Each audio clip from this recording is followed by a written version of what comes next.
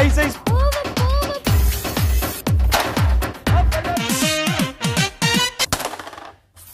இப்ப இருக்கிற நிதி நிலைமையை உடனே சரி செய்யலினா விலைவாசி எல்லாம் எகிறு மகரா உயரி போயிடும். அதுக்கப்புறம் ஆளுங்கட்சி கெட்ட பேருன்னு கூடி கூடி பேசிக்கிறாங்களாம், சொல்லிக்கிட்டாங்க.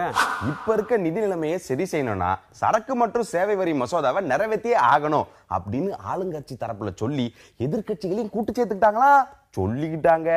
சேவை வரி மசோதா, ரியல் எஸ்டேட் மசோதா, நில எடுப்பு சட்டம் இது எல்லாத்தையும் நிறைவேற்றினா நிதி நிலைமை சரியாகும் அப்படின்னு சொல்லும்போது எல்லா கட்சிகளும் குற்றச்சாட்டுக்கு ஆளாவாங்க அப்படின்னு நினைக்கிறாங்களாம். மறுபடியும் மழைக்கால கூட்டத்தொடரை கூட்டும் போது விட்டு போன மசோதாக்களை எல்லாம் நிறைவேற்ற எதிர்கட்சி தலைவர்கள் ஒத்து வருவாங்களா அப்படின்னு ஆளுங்கட்சிக்கு டவுட்டாவே இருக்குதான். பேசிக்கிறாங்கப்பா. ஐயா, நாடாளுமன்ற நிலைக்குழு கொடுத்த பரிந்துரையை ஏத்துக்கிட்டாங்களா?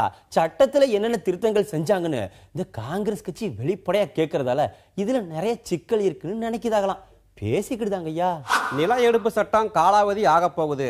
அதனால அந்த சட்டத்தை உடனே நிறைவேற்றி ஆகணும், இல்லாட்டி மறுபடியும் அவசர சட்டம் கொண்டு வரணும். என்ன செய்யறதுன்னு மத்திய அரசு தீவிரமா ஆலோசனை செய்யறாங்களாம், பேசிக்கிட்டாங்க.